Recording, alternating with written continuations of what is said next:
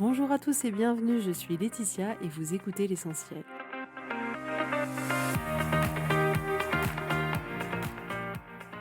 L'essentiel est le podcast de coaching où je partage avec vous les outils et les techniques pour vous permettre d'avancer et d'avoir la vie que vous voulez.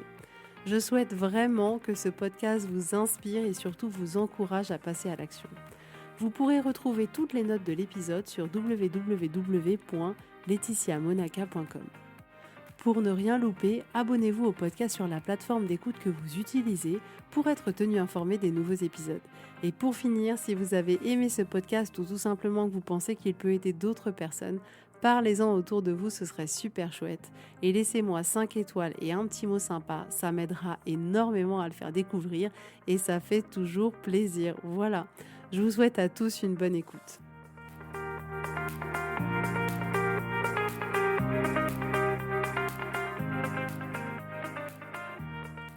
Coucou tout le monde, j'espère que vous allez bien. Je suis tellement contente de vous retrouver aujourd'hui pour un épisode de plus. Aujourd'hui, j'avais envie de vous parler d'un sujet qui me tient énormément à cœur.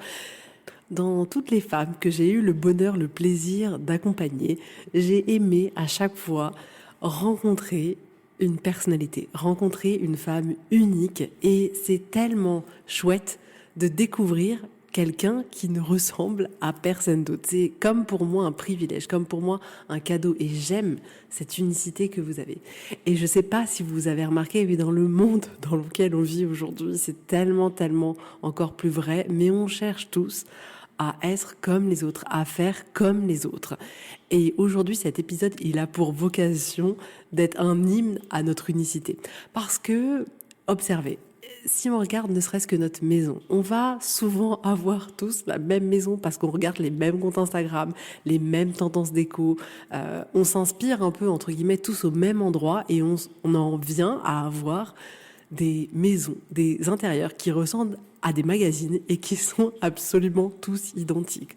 On a à peu près tous le même style de vie. Je sais pas, est-ce que dans votre entourage, vous avez vraiment quelqu'un qui a une vie complètement différente de vous, qui a décidé de vivre en ermite dans une forêt? Non, on est tous un peu métro, boulot, dodo, famille, personnes qui partagent notre vie, amis, etc. On cherche à avoir tous la même apparence. Je pense que la chirurgie esthétique en est un bon exemple, c'est-à-dire qu'on peut avoir des copies conformes de n'importe quelle personne et elles se ressemblent toutes. Donc même en termes d'apparence, on cultive surtout pas notre unicité, non, au contraire, on essaye de tous être pareils. Et on voit comme il peut y avoir beaucoup de personnes qui cherchent à avoir les cheveux raides ou au contraire les cheveux bouclés en fonction de la mode, le nez fin, les lèvres pulpeuses, etc. Et on cherche comme ça à avoir une apparence qui soit un peu identique les unes des autres.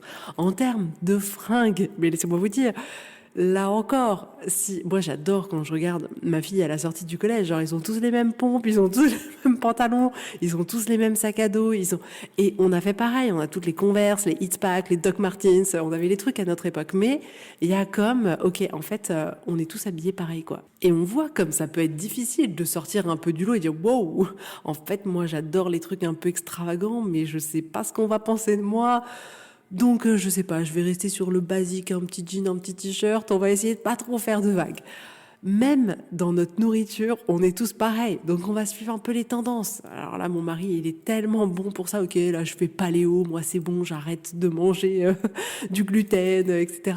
Et on remarque qu'en fonction du milieu dans lequel on vit, c'est-à-dire que la majorité des personnes qui nous entourent de notre milieu culturel, on baigne dans, on va dire, certaines croyances, certaines habitudes alimentaires et du coup on va faire pareil. Donc on va tous manger du poulet frit parce qu'autour de nous tout le monde mange du poulet frit, on va tous être vegan parce qu'autour de nous tout le monde est vegan, on va tous être végétarien parce qu'autour de nous on est végétarien, on va tous être en fait on s'en fout parce qu'autour de nous tout le monde s'en fout et on a comme ça tendance à avoir exactement la même mode d'alimentation que la majorité des gens qu'il y a autour de nous. Mais en fait, on se rend pas compte que ça va loin. C'est-à-dire que on va tous lire à peu près les mêmes livres, on va tous partir à peu près aux mêmes vacances. Et c'est pour ça que ça me fait rire aussi. Là, il y a une tendance un peu van. Et d'ailleurs, j'ai une jeune cliente que j'adore qui est en train d'aménager toute seule son van. Elle fait juste un travail de dingue. Enfin, je trouve ça juste extraordinaire d'y aller, te dire ok, je connais pas, mais j'y vais jusqu'au bout. Et je trouve ça génial. Et je trouve ça génial parce que c'est elle. Et en fait, il y a eu une mode comme ça où tout le monde s'est mis à dire ok, le van c'est trop cool. Et en fait, les gens se rendent compte de ah en fait c'est beau sur Instagram, mais c'est pas trop mon kiff quoi. Et on n'est pas tous en réalité ce genre de personnes qui vont aimer dormir dans un van, dormir dans un petit endroit. Il y en a pour qui ça va pas être ça. Il y en a qui vont préférer dans un hôtel hyper confortable. Il y en a d'autres au contraire qui vont se dire ah non mais alors moi même le van, je claustrophobie, je préfère être en mode bivouac sous les étoiles et ça m'ira très bien. Mais on voit que en fonction des tendances, même les vacances peuvent être similaires en fonction de ce qu'il y a autour de nous, de ce qui nous paraît être un peu la norme, entre guillemets. Observer, même dans le nom des enfants. C'est pour ça qu'on peut dire, ah tiens, de telle période à telle période, il y a eu 10 millions de Enzo par an, 10 millions de Emma par an, 10 millions... Même dans les prénoms, sans s'en rendre compte, on est influencé par les prénoms qu'on entend, ah tiens, celui-là, etc. Et peut-être que c'est un choix complètement personnel, mais on ne mesure pas à quel point souvent ça peut être un choix qui est induit parce qu'on cherche sans s'en rendre compte, parce que c'est tellement naturel de mimer en fait ce qui se passe autour de nous. On va aussi avoir tendance à vouloir tous avoir les mêmes habitudes. Donc là, on a, vous l'avez remarqué certainement, les réseaux sociaux sont hyper forts du coup pour vous véhiculer ces informations-là, mais tout le monde fait le Miracle Morning ou a fait le Miracle Morning. D'ailleurs, c'est un peu dépassé ça maintenant. Tout le monde fait du yoga, tout le monde fait de la méditation, tout le monde fait ceci, fait cela, et on se retrouve tous à faire exactement les mêmes activités. Et c'est pour ça que moi, je vois tellement de personnes qui sont là, mais Laetitia, faut que je médite, et en fait, j'y arrive pas, et en fait, j'aime pas. Ben, c'est que c'est peut-être pas juste pour toi, cette pratique-là. Et que tu peux trouver une autre pratique qui t'apportera de la paix, qui t'apportera une connexion au moment présent, qui soit différente de la méditation, mais sans s'en rendre compte, on a tendance à mimer ce qu'il y a à l'extérieur de nous et ce qu'on consomme le plus possible ou ce qu'on voit autour de nous. Et donc, c'est pour ça qu'on peut se retrouver tous à vouloir faire yoga, méditation, tout ce qu'on voit un peu en ce moment. Si je vous donne encore quelques exemples sur le fait qu'on cherche un peu tous à faire comme les autres, même pour les habitudes de sommeil. Est-ce qu'il y en a un aujourd'hui qui est là, qui arrive au boulot, qui dit alors par contre, moi je suis quelqu'un qui me couche à 21h. Non, tout le monde part du principe qu'il faut se coucher tard parce que tout le monde se couche tard, parce qu'on se dit qu'en fait, si tu te couches à 21h, ça doit vraiment vouloir dire que t'as pas de vie sociale, que t'es vraiment has-been, qu'en fait tu rentres chez toi, tu t'ennuies tellement, qu'il y a tellement rien à faire que du coup tu te couches tôt. Et du coup, les gens perdent l'habitude d'écouter leur sommeil, d'écouter leur corps parce que, on a un peu les mêmes habitudes même de sommeil que les autres et du coup, tout le monde se couche par là, donc je me couche par là. Et voilà, sans s'en rendre compte, on mène une vie à essayer de tous faire les uns comme les autres. Et je cherche pas là à dire est-ce que c'est bien, est-ce que c'est mal. Il est vraiment pas question de ça. C'est clairement à chacun de savoir si c'est bon pour soi ou pas. C'est complètement personnel.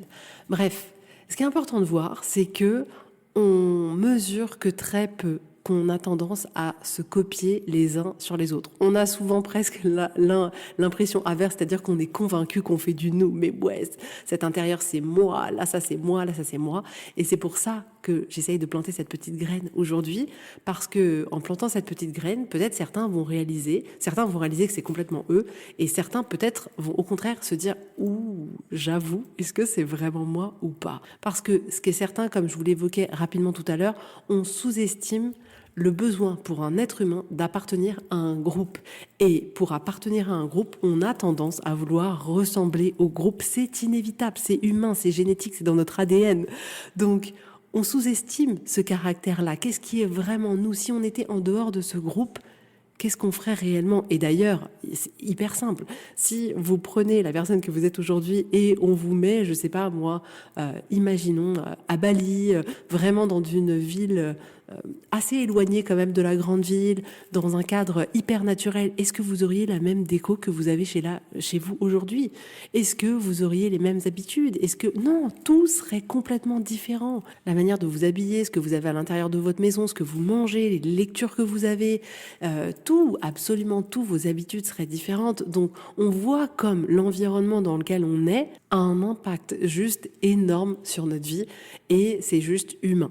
Donc, en vous disant ça, ça veut aussi dire que la personne qui partage votre vie a une influence direct ou indirect sur ce que vous allez choisir de faire ou pas, sur ce que vous allez choisir d'être ou pas.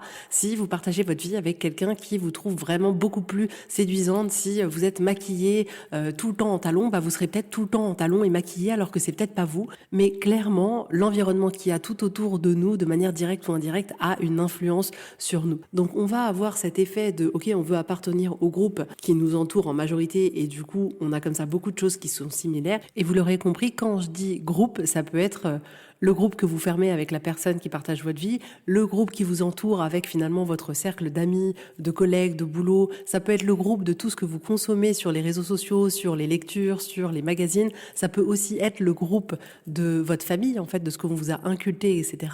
Mais on va faire en sorte d'avoir souvent, sans s'en rendre compte, un comportement qui reflète les groupes, le groupe auquel on appartient. Donc là encore, rien de bien, rien de mal. L'être humain fonctionne comme ça. Maintenant, qu'est-ce que nous, on veut choisir ? Le piège, c'est de pouvoir arriver, dans certains cas, à perdre son identité. C'est-à-dire que on joue un rôle, mais on joue pas son rôle. On joue le rôle d'un personnage, mais on joue pas le rôle, par exemple pour moi, de Laetitia. Je suis pas Laetitia. Je suis une version de Joséphine, par exemple. Et on peut comme ça passer à côté de vraiment ce qui nous fait vibrer dans notre vie, de ce qui nous fait kiffer. On peut complètement mettre de côté notre fonctionnement, en fait, ce qui est bon pour nous, écouter notre corps, etc. Parce qu'on va dire non. Il faut faire de telle manière parce que c'est comme ça que fonctionne le monde autour de moi. Mais la vérité, c'est qu'on est tous différents. On est vraiment, mais vraiment, vraiment tous différents. On a tous des besoins différents. On a tous des histoires différentes qui font qu'on est des personnes différentes aujourd'hui. On a tous des envies différentes. On a tous des fonctionnements différents. Donc, en étant tous aussi différents, comment on peut essayer d'être tous identiques ? Il y a comme un non-sens qui se joue là.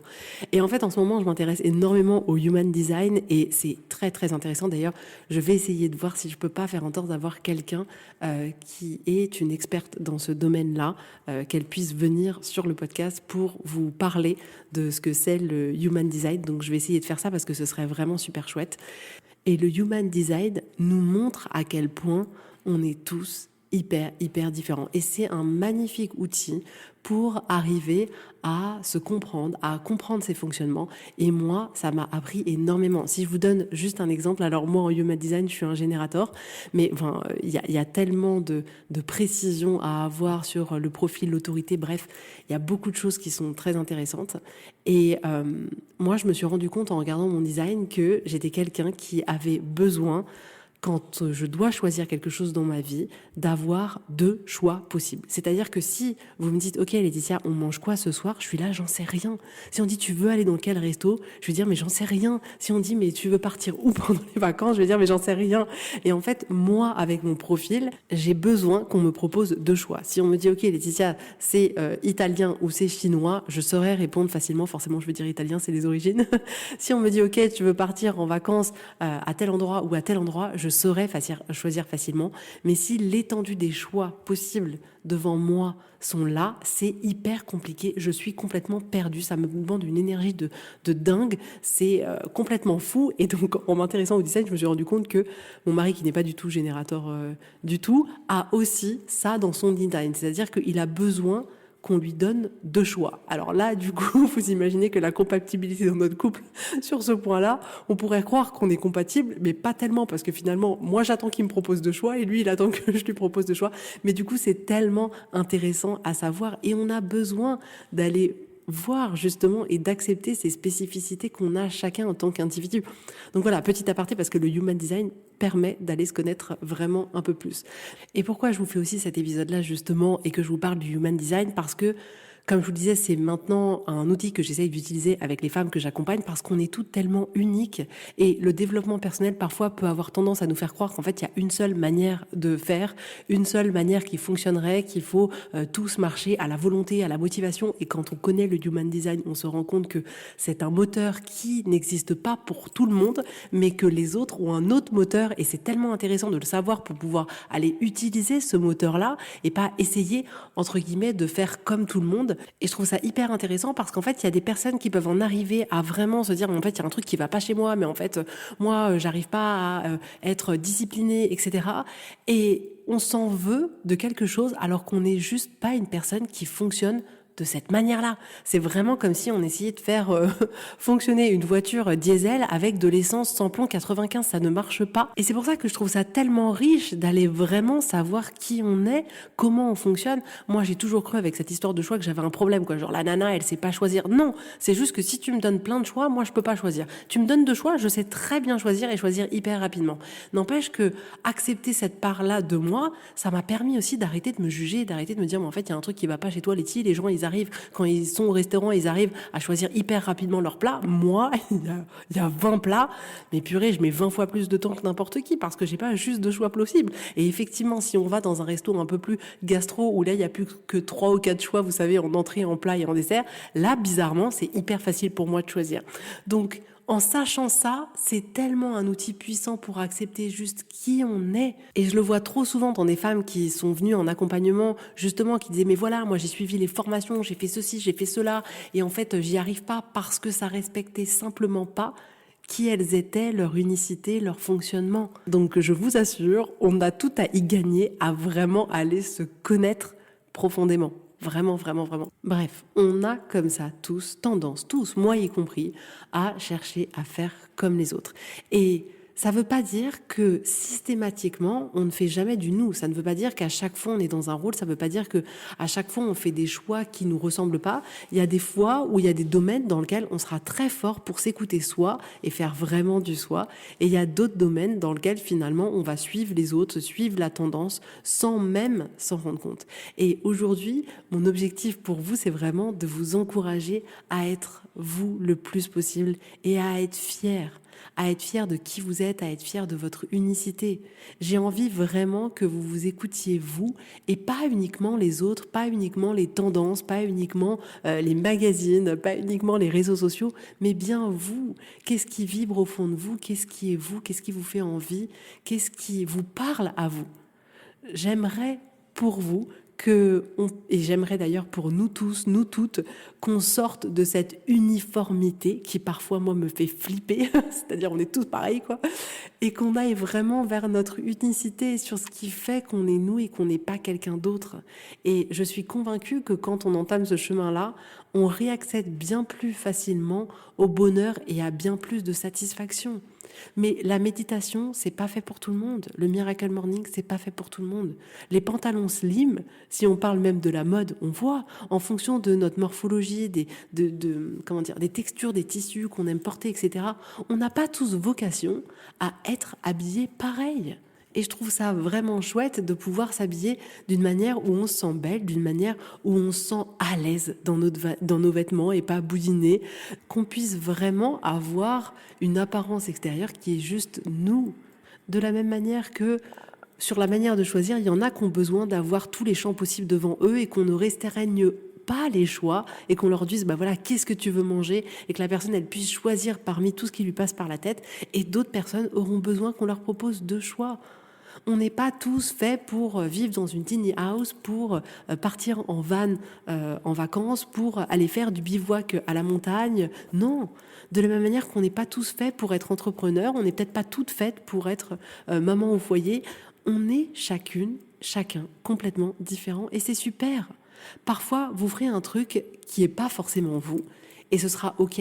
En fait, le but, c'est que vous sachiez que à ce moment-là, c'était pas exactement vous. Il s'agit jamais d'atteindre une perfection et j'essaye de le préciser à chaque fois et j'espère que je le précise à chaque fois, mais je suis sûre que non, parce que je suis humaine. Mais ce que je vous dis là, ça n'a jamais vocation à essayer de faire de vous une personne parfaite, à savoir, OK, le jour où je suis exactement moi tout le temps, ça veut dire que je suis parfaite. Non. Là, moi, je veux juste vous ouvrir un peu plus le champ de vision pour pouvoir voir qu'est-ce qui se passe dans votre vie, pour que vous puissiez choisir. Et il y a des fois, on a juste envie de ça dans notre salon parce que c'est dans tous les magazines. Et en fait, voilà, c'est juste beau et c'est OK. Et en fait, on se pose pas tellement la question de savoir si c'est nous, si c'est pas nous. Et c'est pas grave.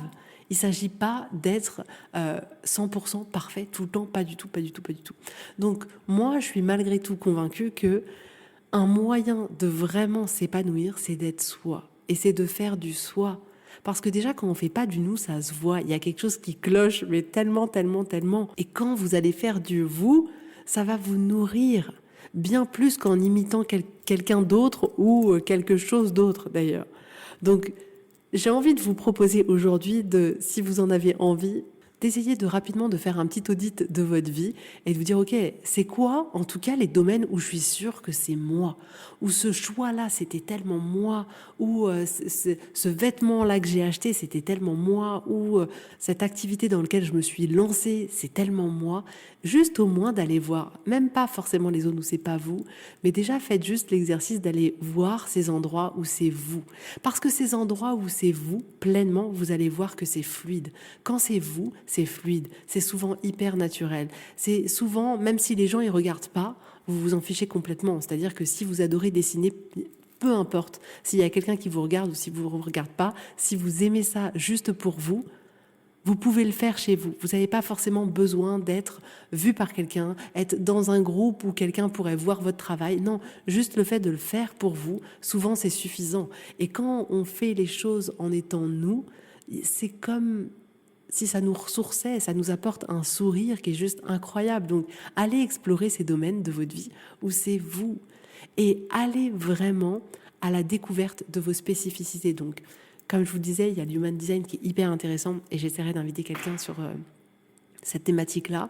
Mais vraiment, allez même vous, au fond de vous-même, faire cet exercice de vous poser la question régulièrement sur des choses qui vous entourent, sur des choix d'objets, de décisions du quotidien. Est-ce que c'est vraiment vous là? Ou est-ce que vous faites un peu comme tout le monde, un peu parce que vous l'avez vu à tel ou tel endroit et que ça vous a donné envie de le faire, mais en réalité, vous vous êtes pas tellement posé la question, est-ce que c'est moi ou pas?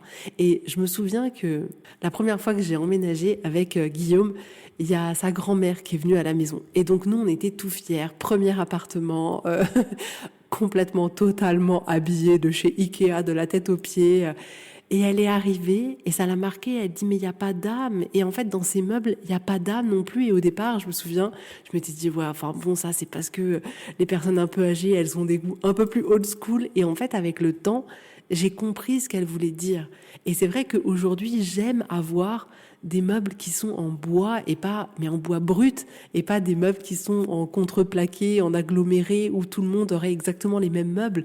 J'aime du coup pouvoir chiner le meuble qui vraiment m'appelle, celui où je me dis ah celui-là je l'aime bien, ce sera ma pièce. Et ça veut pas dire que tous les objets de ma maison sont comme ça, pas du tout, mais j'aime attendre à choisir vraiment un objet parce qu'il me procure quelque chose, parce que vraiment il y a quelque chose et pas juste, ok, en fait dans tous les magazines on a le miroir en rotin, on a la petite chaise à bascule en rotin et on a le vase donuts avec les fleurs séchées dedans, mais vraiment j'essaye d'aller cultiver la recherche de l'objet que j'achèterais juste parce que c'est moi, juste parce que ça me correspond et pas uniquement parce que c'est la mode. Mais je vais pas vous mentir, j'ai des pampas dans mon salon. Hein.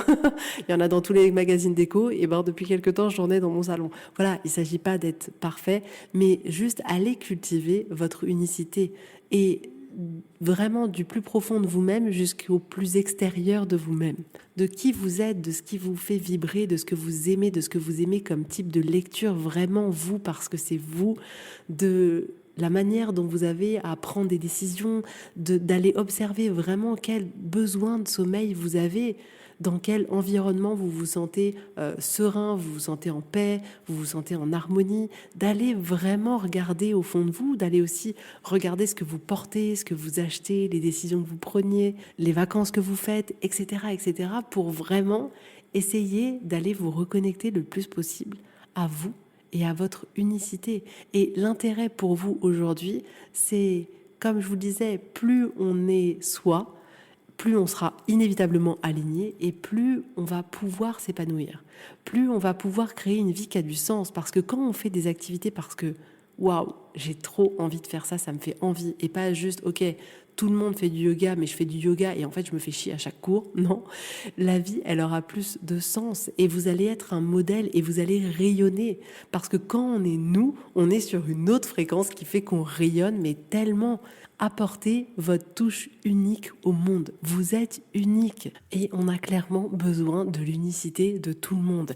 Et là, dans cet épisode, je vous ai exposé à quel point, effectivement, on pouvait avoir tendance à ressembler, à vouloir ressembler aux autres, surtout sur l'apparence, sur nos habitudes alimentaires, sur nos routines, nos lectures, la manière dont on s'habille, nos styles de vie, même parfois nos problèmes, nos vacances, les noms de nos enfants, etc., etc. Mais comme je vous l'ai un peu évoqué dans cet épisode, ce qui est aussi important de voir, c'est surtout dans notre développement personnel à nous-mêmes. On a besoin d'accepter notre unicité. On a besoin d'accepter le fait que on fonctionne pas comme tout le monde, que notre centre d'énergie pour nous, c'est pas le même pour tout le monde. Notre moteur, c'est pas le même pour tout le monde.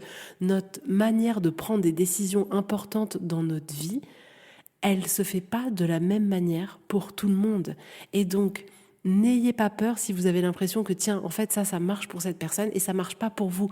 C'est ok. Ça veut peut-être dire que probablement c'est pas du tout la manière qui fonctionne pour vous. Et on a besoin de savoir ça. On a besoin d'arrêter, notamment dans le développement personnel, notamment dans justement cette recherche vers une vie un peu plus alignée avec nous, un peu plus sereine. On a besoin d'arrêter de vouloir faire exactement comme tout le monde, exactement ce qu'on nous dit de faire, ce que certaines personnes nous disent de faire, pour aller trouver qu'est-ce qui est bon pour nous parce qu'on est tous différents. Vraiment, vraiment. Et en fait, c'est tellement agréable parce qu'à partir du moment où, justement, notamment par le human design, mais il y a d'autres choses aussi qui peuvent permettre d'aller vers une connaissance un peu plus approfondie de soi. Mais quand on commence à comprendre que, ok, c'est comme ça que je fonctionne, ça nous permet d'accéder à tellement, tellement, tellement plus d'acceptation de nous-mêmes. Tellement! Parce qu'on comprend qu'en fait, il n'y a juste rien de bien ou de mal chez nous, mais qu'il y a juste des manières différentes de fonctionner. Donc, même en ce qui concerne notre développement personnel intérieur, appelez ça comme vous voulez, j'ai pas vraiment de bons termes pour ça, il est unique et cultivez cette unicité aussi. Allez découvrir votre unicité. Mais vous n'avez pas besoin d'être comme tout le monde et de faire comme tout le monde, même dans ce domaine-là. Donc vraiment, vraiment, vraiment cultivez votre unicité. Et c'est pour ça aussi que je suis convaincue qu'il n'y a pas forcément des formules magiques qui marcheraient pour quelqu'un, qui seraient hyper pertinentes pour toute la planète entière, parce qu'on est tous différents. On a tous des modes de réaction différentes. On a tous des modes de fonctionnement différents. On a besoin d'aller découvrir quelle est la personne. Et vous avez besoin d'écouter qui vous êtes pour que ce soit le plus juste possible. Moi, c'est ce que je fais avec les clientes que j'accompagne, de pouvoir aller voir qui elles sont pour pouvoir être la plus pertinente possible. Et pour nous-mêmes, on peut se faire aussi ce cadeau-là, d'aller observer qui on est vraiment. Et au lieu de le balayer d'un revers de manche, de vraiment, prendre cette personne qu'on est, l'incarner pleinement, la prendre par la main et dire, on va faire des choses qui nous font kiffer en fait. On va pas juste faire les choses comme tout le monde. Et vous allez voir que ça va être super. Voilà. J'espère que cet épisode, il vous aura plu. Si vous souhaitez, vous aussi, vous faire accompagner de manière bien plus personnelle, bien plus spécifique, bien plus approfondie que simplement ce que je partage sur le podcast, on peut aller tellement plus loin. Dans ce cas-là, réservez votre séance découverte. Ça n'engage absolument en rien. C'est qu'une rencontre entre deux personnes pour voir ce dont vous avez besoin. Est-ce que je peux vous apporter quelque chose ou pas? J'aime à ce que ces séances soient le plus détendues possible, que ce soit juste le plaisir de la rencontre de deux personnes. Donc réservez votre séance découverte. En tout cas, je vous souhaite à tous une très belle journée, un très bon week-end et je vous dis avec grand plaisir à la semaine prochaine. Bisous, bisous, bye bye.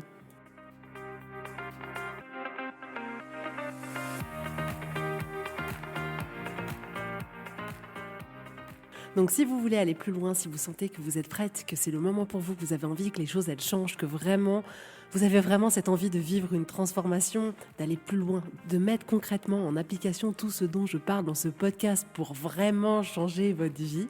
Si vous voulez plus parce que vous avez envie de vous épanouir, que vous avez envie de vous retrouver, que vous avez envie de vivre une vie plus vibrante, de pouvoir kiffer, de pouvoir lâcher ce qui est trop lourd, je vous propose un accompagnement juste génial qui a déjà transformé la vie de tellement de femmes. Donc si ça vous intéresse, vous pouvez réserver votre séance découverte sur le site internet www.laetitiamonaca.com. Et si vous avez besoin de manière hyper ponctuelle d'une séance pour vous soutenir à un moment donné de vos vies sur une problématique, un challenge, peu importe, vous pouvez réserver une séance à la carte. Mais vous allez voir, le coaching peut littéralement transformer toute votre vie.